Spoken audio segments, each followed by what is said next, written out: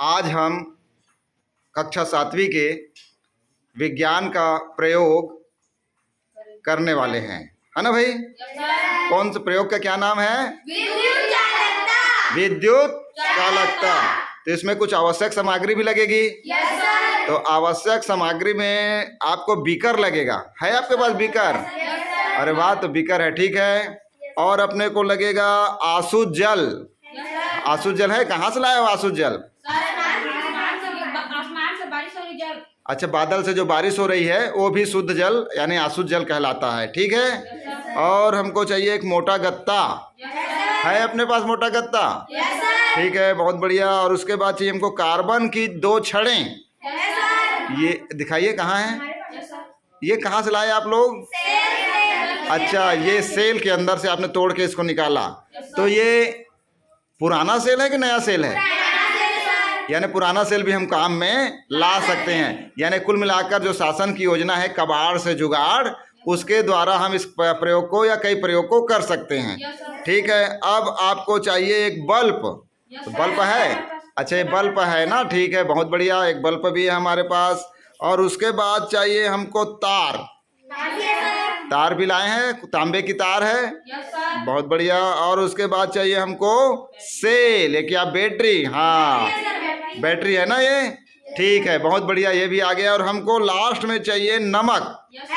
तो ये नमक हमको हाँ मिल गया है। इस प्रकार हमने प्रयोग के लिए जो आवश्यक सामग्री है वो हम ले आए हैं। अब इसको हम देखते हैं कि इसमें से बल्ब जलता है या नहीं जलता है, या आसुत जल विद्युत का सुचालक है कि कुचालक है, या क्या करने से बल्ब जलेगा, इसको हम देखेंगे, ठीक है।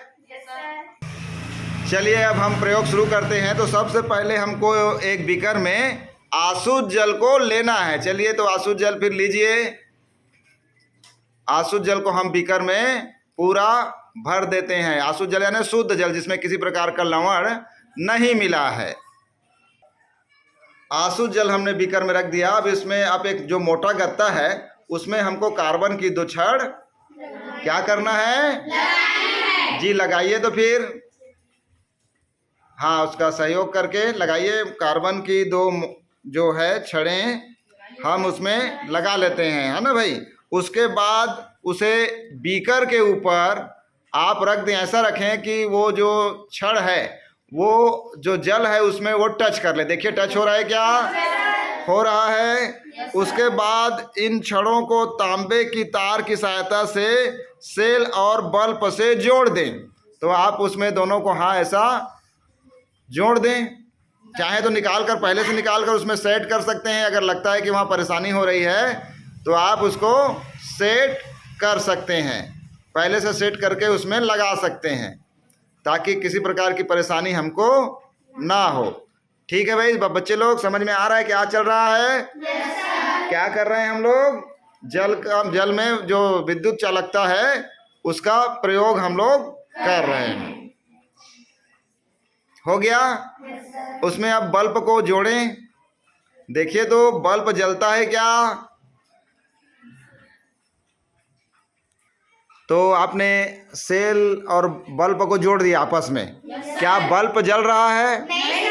अच्छा, आसुत जल में नहीं जल रहा है, ठीक है। तो अब आसुत जल में नहीं जला, इसका मतलब आसुत जल विद्युत का सुचालक नहीं है। मतलब बल्ब नहीं जल रहा है मतलब वो सुचालक नहीं है। तो देखते हैं, एक काम करते हैं, इसमें 1 चम्मच या जो नमक है उसको मिलाकर घोल कर देखते हैं कि बल्ब जलेगा कि नहीं।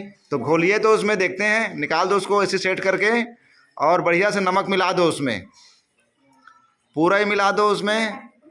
फिर देखते हैं कि उसमें जलेगा कि नहीं जलेगा, क्योंकि आसुत जल में तो नहीं जला। तो चलो ठीक है, कोई बात नहीं। चलिए अब लगा कर देखिए तो।